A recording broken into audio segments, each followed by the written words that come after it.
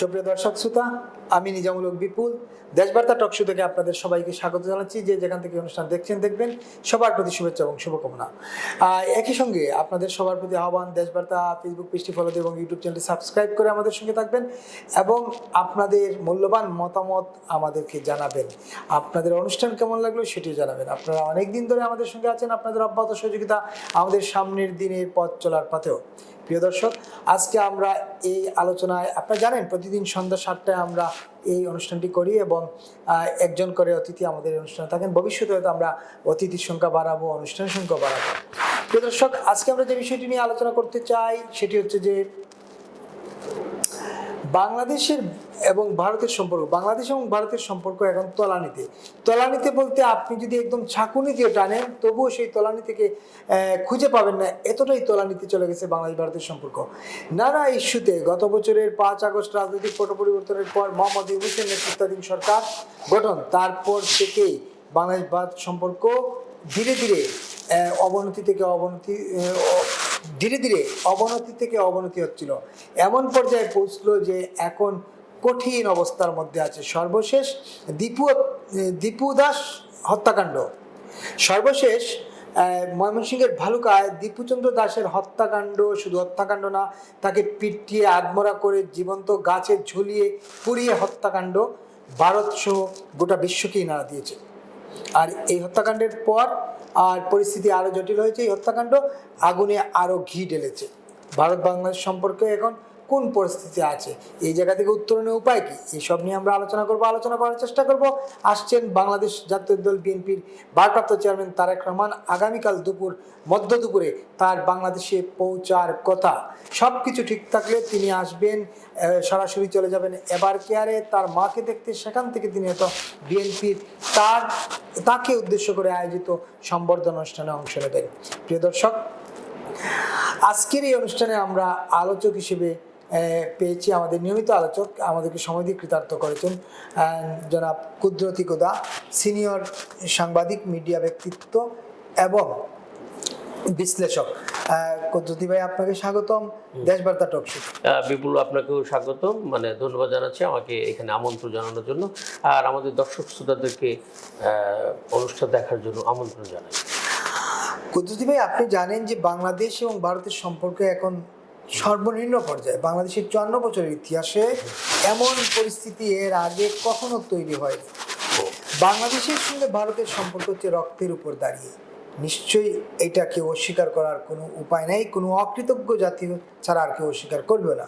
1971 সালের মুক্তিযুদ্ধে ভারতের অবদান অস্বীকার করার সুযোগ নেই এবং তাদের সহযোগিতায় বাংলাদেশ স্বাধীনতা লাভ করেছিল পশ্চিমা বেনিয়াদের কাছ থেকে। তারপর থেকে বাংলাদেশের দুই দেশের সম্পর্ক নানা চলায়ুতের মধ্যে দুই দেশের সম্পর্ক খুব চমৎকার যাচ্ছিল। কিন্তু গত 16-17 মাসে পরিস্থিতি জটিল থেকে জটিলতর হয়েছে, এখন একেবারেই তলানিতে। হ্যাঁ, যেটা আপনি বলছিলেন। হ্যাঁ, আপনি কিভাবে দেখছেন? আমি ধন্যবাদ বিপুল আপনাকে। আমি নিজে যেহেতু আমি আন্তর্জাতিক সম্পর্কের ছাত্র, তো আমি আমার একাডেমিক বিষয়গুলো বলছি। হ্যাঁ, একাডেমিক বিষয়গুলো বলছি যে এটা সত্য যে আমরা আমাদের স্বাধীনতার জন্য আমাদের 71-এ ওনারা হেল্প করেছেন, ইন্ডিয়া আমাদের হেল্প করেছে, ঠিক আছে, সরাসরি হেল্প করেছে।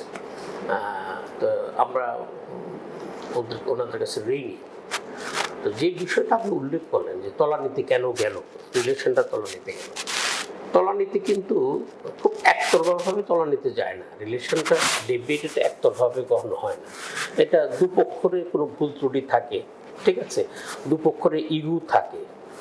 আগের সরকার যেভাবে বলছিলেন যে আমার সবার সাথে বন্ধুত্ব, কারোর সাথে শত্রুতা না, ফরমার প্রধানমন্ত্রী বলছিলেন, আমি আসলে ডিপ্লোমেসিতে এই কথাটা নাই। ডিপ্লোমেসিতে ভদ্রতা এটা বলেছে উনি, কিন্তু ডিপ্লোমেসিতে হলো যে আমার বন্ধু যেরকম থাকবে শত্রু থাকবে। তো শত্রুকে আমি কন্ট্রোল করার জন্য, নিয়ন্ত্রণ করার জন্য, চেনার জন্য আমার একটা ডিপ্লোম্যাটিক চ্যানেলে কাজ করতে হবে, ঠিক আছে। হ্যাঁ, এটা হলো ডিপ্লোমেসির ভাষা আর কি। বাংলাদেশের সাথে দীর্ঘ দ্বিপাক্ষিক সম্পর্ক, সাউথ এশিয়ার যে দক্ষিণ এশীয় রাজনীতি, বহু রাজনীতি, এগুলোর সাথে ইন্ডিয়া বাংলাদেশ খুবই মানে বিভিন্নভাবে জড়িত। এবং আমাদের সাথে এই যে পশ্চিমবঙ্গের বাংলা ভাষাভাষী মানুষের সাথে একটা ঐতিহাসিক সম্পর্ক আছে, ঠিক আছে, এটা অস্বীকার করার জো নাই। প্রচুর বাংলাদেশি ওখানে মানে আছে, ইন্ডিয়াতে আছে, আর ইন্ডিয়ারও কিছু লোক বাংলাদেশে আছে, মানে এটা আত্মীয়তার মধ্যে রিলেশনটা, ঠিক আছে। তো তলানিতে যাওয়ার কারণটা হলো, মূল কারণটা হলো যে সরকার হুট করে চেঞ্জ হয়ে গেছে একটা গণ আন্দোলনের মুখে। ওনাদের প্রিয় সরকার, মানে ইন্ডিয়ার যে ইন্ডিয়া শেখ হাসিনা মানে ট্রাস্ট করতেন, ওনাদের এই আপনজন মনে করতেন।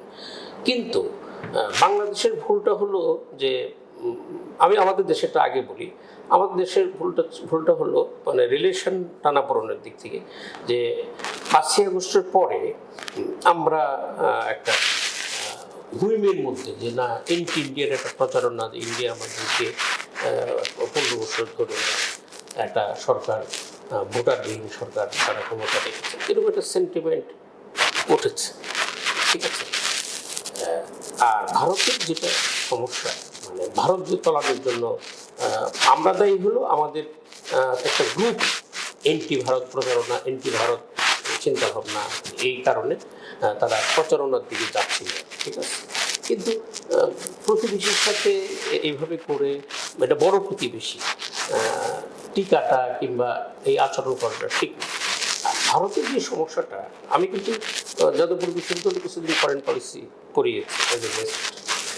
এখন ভারতের সমস্যাটা ছিল এই যে ভারত গত 15 বছর অভূতভাবে শেখ হাসিনার সমর্থন জানিয়ে গেছে সরকারকে, সরকার আওয়ামী লীগ কিন্তু সরকারকে সমর্থন জানিয়ে গিয়েছে।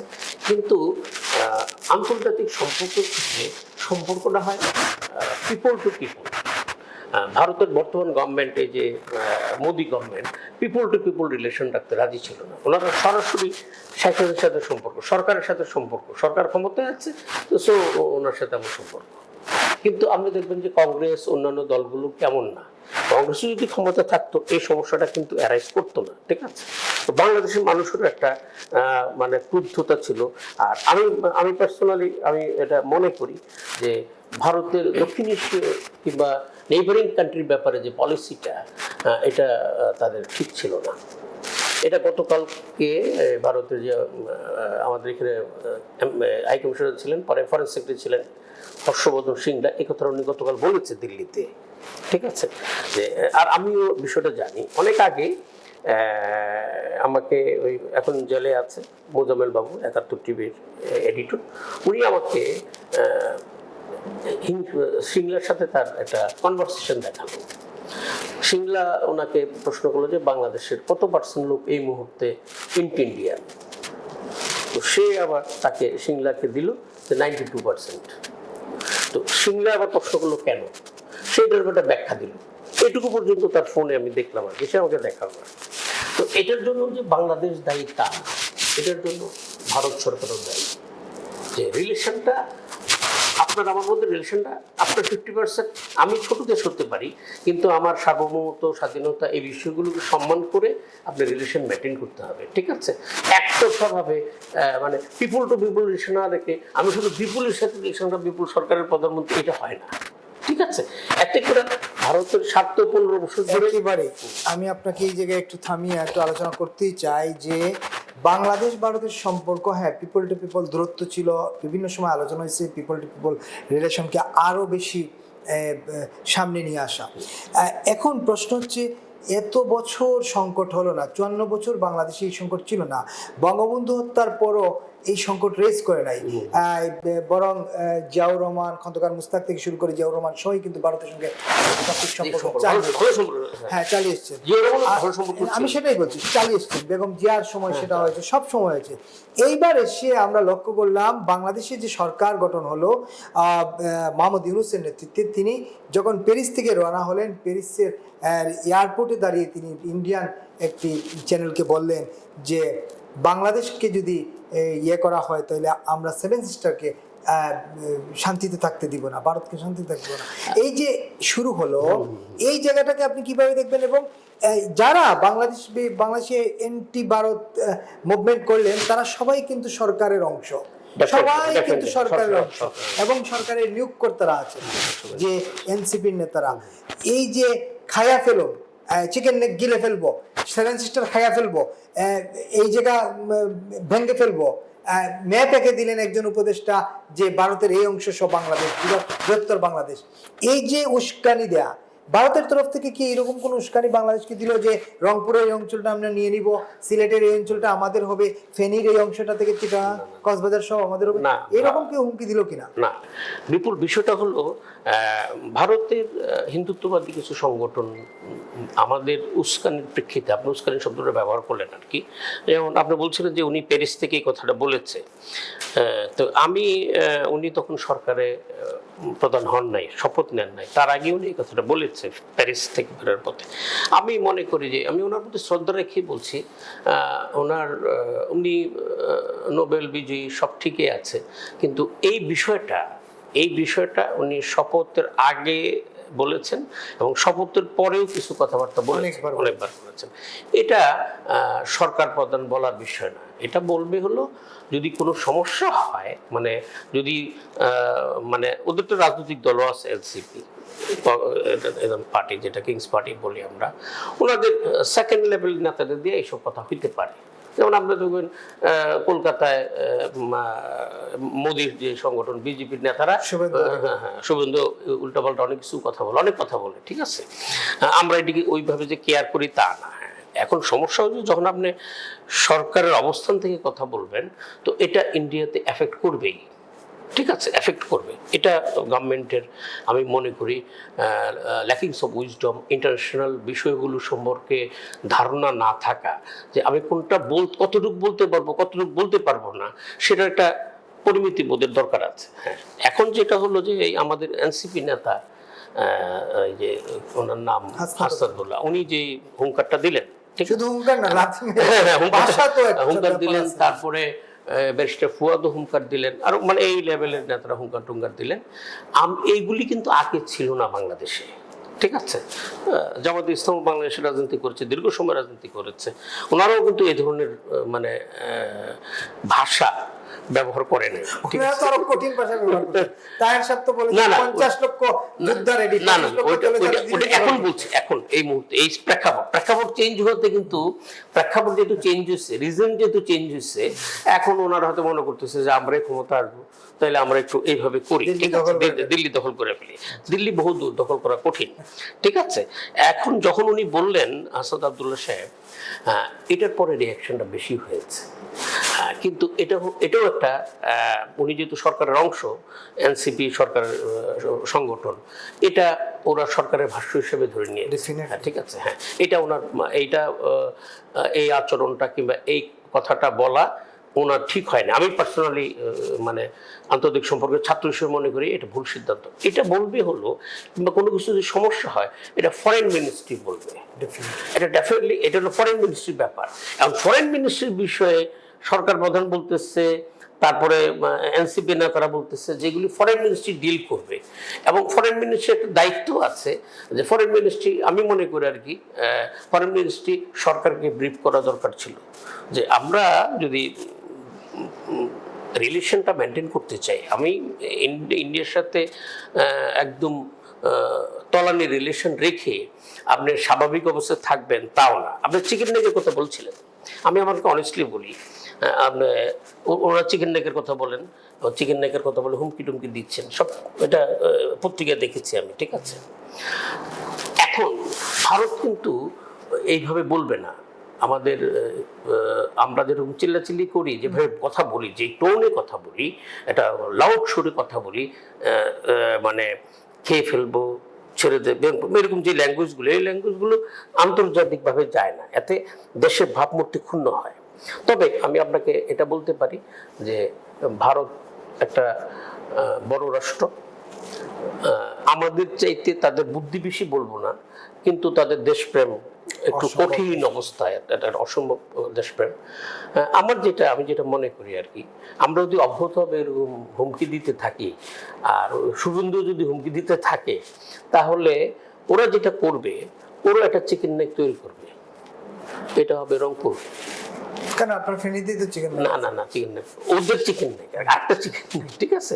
এটা হয়তো বা টাইগার নেক হবে, ঠিক আছে? আপনার কাছে ইনফরমেশন আছে কিনা আমি জানি না, যে কুড়িগ্রাম রংপুরের দিকে বর্ডার যে এলাকা, ওখানে ওদের একটা শুধু ওইখানে না, আপনাকে আমি একটু তথ্য দিয়ে সহযোগিতা করি সর্বশেষ। সেটা হচ্ছে যে অলরেডি বাংলাদেশের চারপাশে, বঙ্গোপসাগর ছাড়া, মায়ানমার অংশ ছাড়া বাংলাদেশের চারপাশে তারা ভারী প্রস্তুতি নিয়ে রেখেছে এবং গ্যারিসন করেছে, 3টা গ্যারিসন করেছে।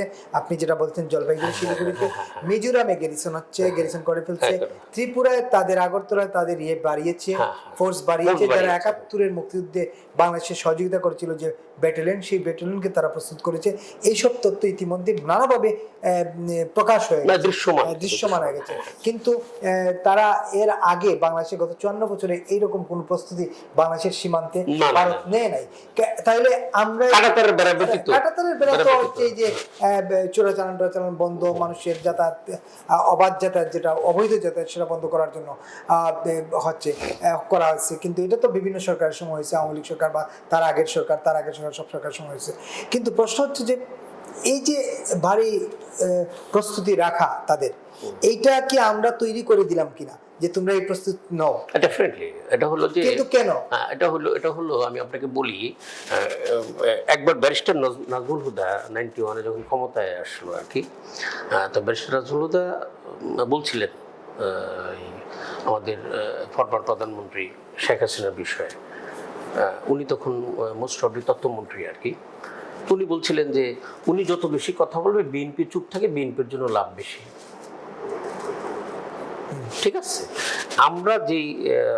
আমরা যে ওদেরকে থ্রেট করছি কিংবা যেসব কথাবার্তা বলছি, এগুলো হলো এই এনভায়রনমেন্টটা তৈরি করে দিয়েছে, নাহলে এই এনভায়রনমেন্ট তৈরি হওয়ার কোনো কারণ নাই।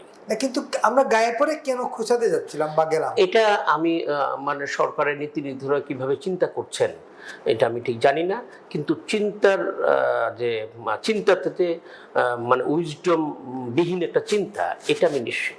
কিন্তু আপনার খেয়াল আছে কিনা, প্রধান উপদেষ্টা বিভিন্ন সময় সেনাবাহিনীর বিভিন্ন প্রোগ্রামে তিনি বলেছেন, সেনাবাহিনীর প্রোগ্রাম ছাড়াও, যে আমরা একটা যুদ্ধ অবস্থার মধ্যে আছি। এই যুদ্ধটা তিনি কার সাথে করবেন, কার সাথে করতে এই বারবার বলছেন যে যুদ্ধ অবস্থার মধ্যে, নাম্বার 1। নাম্বার 2 হলো এই যে এখন তলানীতি সম্পর্ক এবং দীপু হত্যাকাণ্ড, এটাকে চরম মাত্রায় তলানীতি নিয়ে গিয়েছে। চিন্ময় প্রভুকে গ্রেফতার থেকে শুরু করে দীপু হত্যাকাণ্ড, সব মিলিয়ে একটা জটিল পরিস্থিতির মধ্যে দিয়ে বাংলাদেশ যাচ্ছে এবং ভারত বিভিন্ন সময়ে তার কনসার্ন জানিয়েছে বাংলাদেশকে। সর্বশেষ খলিল সাহেব যখন অজিত দুবারের সঙ্গে একটা দক্ষিণ এশিয়া বিষয়ে একটা আঞ্চলিক এতে গেলেন, সেখানেও খলিল সাহেবকে বলে দেওয়া হয়েছে যে এই বার্তা আমাদের, আমরা কনসার্ন এইটুকু আমরা। সরকারের তরফ থেকে তো ভারতকে কোনো তথ্যই দেওয়া হচ্ছে না বা কোনো রিপ্লাই দেওয়া হচ্ছে না, বরং এখনো আমরা দেখি প্রধান উপদেষ্টা বা তার পরিষদের লোকজন নানা কথা বলছেন ভারত সম্পর্কে। আমার ধারণা আর কি, যেটা ওনারা স্টাডি করে বলছেন না, ভারতকে স্টাডি করতে হবে। আর বিপুলকে একটা জিনিস জানাই, আপনার যে ওই যে চন্দন হত্যা যে কথাটা বলছিলেন, এরকম আমি এটার খুব তীব্র নিন্দা জানাই, যেটা পুরে মানুষ মেরে ফেলা, এটা হতে পারে না, এটা স্বাধীন সর্বদেশে। তবে ভারতেও কিন্তু এইভাবে মুসলিম হত্যা হয়েছে না, সেটা তো আমি সে জায়গায় আমরা জাস্টিফাই করতে যাচ্ছি না, কারণ এখনকার যে পরিস্থিতি আমাদের, সেই পরিস্থিতিকে আমরা কি সবকিছুকে এই ভারতকে নয়, এই দীপুচন্দ্র দাস হত্যাকাণ্ড তো গোটা বিশ্বকে নাড়িয়ে দিয়েছে। হ্যাঁ, সারা পৃথিবী জেনে গেছে, নাড়িয়ে দিয়েছে। আমাদের সভ্যতা নিয়ে প্রশ্ন, আমরা কত সভ্য জাতি না, আমাদের কালচার, আমাদের রাজনৈতিক কালচার নিয়ে প্রশ্ন উঠেছে। কিন্তু আপনি কি দেখছেন যে এই পরিস্থিতি স্বাভাবিক হওয়ার কোনো লক্ষণ দেখছেন? স্বাভাবিক হওয়ার লক্ষণ হতে পারে, এটা প্রত্যেকটা জিনিসের এন্ডিং থেকে আবার শুরু হয়, ঠিক আছে? আমি এটা প্রচণ্ড আশাবাদী মানুষ। আমি মনে করি যে বাংলাদেশের একটা ইলেকশন যদি হয়ে যায়, সময় মতো যে ইলেকশনটা হয় 12ই ফেব্রুয়ারি, একটা নতুন সরকার যদি ক্ষমতায় আসে, ভারতও আশা করছে যে একটা নতুন সরকার ক্ষমতায় আসলে নতুন করে রিলেশনটা ডেভেলপ হবে। ঠিক আছে। ওনারা আমি সাউথ ব্লকের কিংবা অন্যান্য বিষয়ে যেটুকু খবর রাখি কিংবা জানি, ওনারা বর্তমান সরকারের সাথে যে একটা রিলেশন মেনটেন করা, মানে কন্টিনিউ করা, ও চাচ্ছে না। ওনারা দ্রুত 12 ফেব্রুয়ারি ডিক্লেয়ার হয়েছে, ইলেকশনটা 12 ফেব্রুয়ারি হোক, একটা ইলেক্টেড গভর্নমেন্ট আসুক, ইলেক্টেড গভর্নমেন্ট আসলে তারা নতুন করে সম্পর্ক তৈরি করবে। ইন্ডিয়া আমরা এটা মনে করার কোনো কারণ নাই যে আমরা যদি বলি যে ইন্ডিয়া ছাড়া আমাদের চলবে না, আবার ইন্ডিয়া যদি বলে বাংলাদেশ ছাড়া আমাদের চলবে না, এটাও ঠিক না। কিন্তু কিভাবে একজন একজনকে মাইনাস করবে? হ্যাঁ, তাছাড়া আমাদের মাইনাস করার কোনো সুযোগ নাই। আমাদের বর্ডার তো 4,500 কিলোমিটার ল্যান্ড বাউন্ডারি তাদের সঙ্গে, তাদের সাথে আমাদের ব্যবসা বাণিজ্য তাদের সাথে, আমাদের যদি চাল ডাল যাই লাগে তাদের সঙ্গে। এখন কোনো কারণে যদি মনে করেন ভারত মনে করলো যে আমরা সিদ্ধান্ত আমরা স্কাই বন্ধ করে দেবো, ভারত যদি সিদ্ধান্ত নেয় যে আমরা রপ্তানি বন্ধ করে দেবো, দুইটা ক্ষেত্রে হয়েছে। কিন্তু বাংলাদেশে আবার আমি আপনাকে বলি, বাংলাদেশ মানে বাণিজ্যিক ক্ষেত্রে, মানে রপ্তানির ক্ষেত্রে কিন্তু কিছু ডিস্টার্ব করে নাই, বরঞ্চ বাংলাদেশের সাথে তাদের বাণিজ্যিক রিলেশন বর্তমানে এটা ঠিক আছে, কিন্তু ভিতর ঠিক আছে। যেমন আমরা প্রচুর ইলিশ মাছ পাঠাইছি, ঠিক আছে, তারপর অন্যান্য বিষয়গুলো, ভিতরের বিষয়গুলো ঠিক আছে, আমি যতটুকু জানি আর কি। এমনি রাজনৈতিক উত্তেজনা আছে, রাজনৈতিক উত্তেজনা, উত্তাপ, তলানিতে রিলেশন, কিন্তু বাণিজ্যিক রিলেশনটা ততটা ব্যাহত হচ্ছে না, আমি যেটা মনে করি।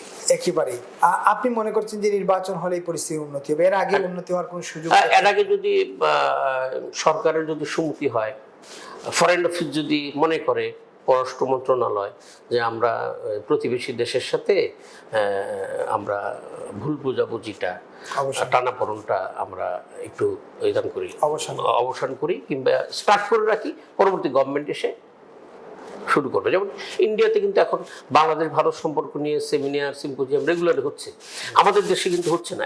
আমি যে আলোচনাটা করছি, এটা মনে হয় বাংলাদেশের প্রথম ভারত বাংলাদেশের রিলেশন নিয়ে, টানাপোড়েন নিয়ে আমরা কথা বলছি।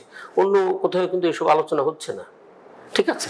আমি মনে করি ভারত বাংলাদেশ রিলেশন নিয়ে প্রচুর আলোচনা হওয়া দরকার, প্রচুর সভা সেমিনার হওয়া দরকার। আমরা বাংলাদেশ স্বাধীন সার্বভৌম দেশ, ওনারা আমাদেরকে দেশ স্বাধীনতার পেছনে ওনাদের অবদান আছে, অস্বীকার করার জন্য নাই। তারপরেও আমরা এমন কিছু করব না যে আমাদের পররাষ্ট্রনীতি নতুন পররাষ্ট্রনীতি হবে না। আমাদের পররাষ্ট্রনীতি হলো একটা স্বাধীন পররাষ্ট্রনীতি। নতুন পররাষ্ট্রনীতির কথা তো বলছে না, কিন্তু এমন না যে আপনি চোখে চোখ রেখে ভারতের সঙ্গে কথা বলবেন, অবশ্যই চোখে চোখ রেখে কথা বলবেন, কিন্তু মানে দুইজনের ইয়ের মধ্যেই একটা সম্মান বোধের মধ্যে, রাইট, একের প্রতি সম্মান থাকবে। একেবারে আমরা আরেকটা আলোচনা করতে চাই। আপনি জানেন যে বিএনপির ভারপ্রাপ্ত চেয়ারম্যান তারেক রহমান সবকিছু ঠিকঠাক থাকলে আগামীকাল দুপুর 12টা 5 মিনিটে বাংলাদেশে তার ল্যান্ড করার কথা।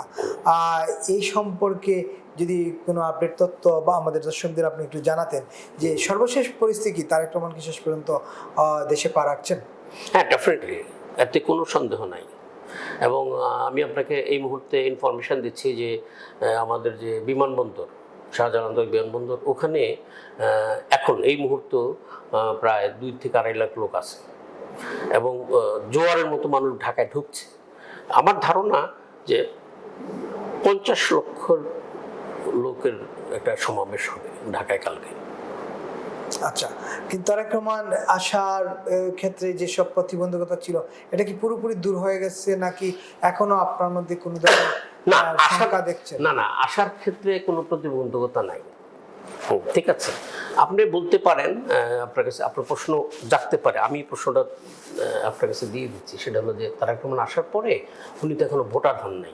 না, এই প্রশ্নে আমি আসবো, হ্যাঁ, ঠিক আছে, এই জায়গায় আমি আসবো, কিন্তু এর আগে আমি এটা জানতে চাচ্ছিলাম যে আসার ক্ষেত্রে আর কোনো প্রতিবন্ধকতা? আর কোনো প্রতিবন্ধকতা, উনি ট্রাভেল পাস ওনার আছে, উনি চলে আসবে বাংলাদেশে, মানে মেজর কোনো প্রতিবন্ধক নাই। আর সিকিউরিটি রিজন যে বিষয়গুলো, এগুলি হয়তো আমি অনেক কিছুই জানি না, ওনার একটা খুব হাই প্রোফাইল সিকিউরিটি ব্যবস্থা সরকার করেছে, বর্তমান সরকার করেছে। এবং আপনি জানেন যে আপনার খেয়াল থাকার কথা, আনন্দবাজার একটা রিপোর্ট হয়েছিল এই বিষয়ে গত সপ্তাহে, ঠিক আছে, যে ভারত বিষয়টা ওয়াকিফাল কিনা, যে তারেক রহমান আসতেছে, এটা সত্য, ভারত ওয়াকিফাল, এবং একটা ভারতও জানে যে তারেক রহমান আসতেছে, এবং ভারতের সাথে মানে যে একটা নেগোসিয়েশন কিংবা কথাবার্তা হয়েই আসতেছে। একেবারে। আরেকটা প্রশ্ন করি, আপনি যেটা বলতে চেয়েছিলেন সে প্রশ্ন হচ্ছে যে তারেক রহমানের দল বিএনপি ইতিমধ্যে বলছে আমরা 27 ডিসেম্বর আর ভোটার জন্য আবেদন করবেন তিনি, তারেক রহমান। তারেক রহমান তো ট্রাভেল পাস নিয়ে আসছেন, তিনি তো এখনো বাংলাদেশের নাগরিক না। ইতিমধ্যে বগুড়ায় তার নামে মনোনয়নপত্র কেনা হয়েছে, মনোনয়নপত্র কেনা যায়, সমস্যা নেই। মনোনয়নপত্র কেনা হয়েছে, কিন্তু তিনি তো এখনো ভোটারই হন নাই। ভোটার হওয়ার কি হবে? আচ্ছা, এটা একটা খুবই মানে ভাইটাল ইম্পর্টেন্ট প্রশ্ন আর কি। ভোটার হওয়ার বিষয়টা হলো কি, ভোটার আপনি ইলেকশন মানে যদি ভোটার হতে চান, মানে আমরা ভোট দিতে চান, তার একটা মনের কথা মানে আলাদা করে রাখি, তাহলে আপনি ইলেকশনের এক সপ্তাহ আগে হতে পারে। ইলেকশন কমিশন চাইলে আমরা যদি 18 উপরের 18 যে ভোটার বয়স যেটা হতে পারে, ঠিক আছে, আপনি যদি বাংলাদেশের নাগরিক হন। তো আপনার প্রশ্নটা তুলেছেন, উনি ট্রাভেল পাস নিয়ে আসছে, উনি বাংলাদেশের নাগরিক না, ঠিক আছে, এরকম প্রশ্ন উত্থাপন করেছেন। তো আমি যেটা মনে করি যে ইনফ্যাক্ট উনি বাংলাদেশের নাগরিক, তাও বাংলাদেশের নাগরিকত্বের জন্য বিদেশ ভ্রমণের জন্য যে বিষয়টা দরকার, একটা পাসপোর্টটা হয়তো বা নাই, ঠিক আছে। বাংলাদেশের অনেক লোকের আছে যে পাসপোর্ট নাই, সে তো ভোটার, সে ভোট দিচ্ছে। তো পাসপোর্ট থাকলেই যে ভোটার হইতে হবে, পাসপোর্ট না থাকলে ভোটার হইতে হওয়া যাবে না, ওনার নাগরিকত্ব না, এটা ঠিক না। এটা একটু প্রশ্নটা অন্যভাবে শোনা যাবে। উনি এসে আমার যেটা ধারণা আর কি, উনি এসে বাংলাদেশে একটা পাসপোর্ট গ্রহণ করবেন, ঠিক আছে।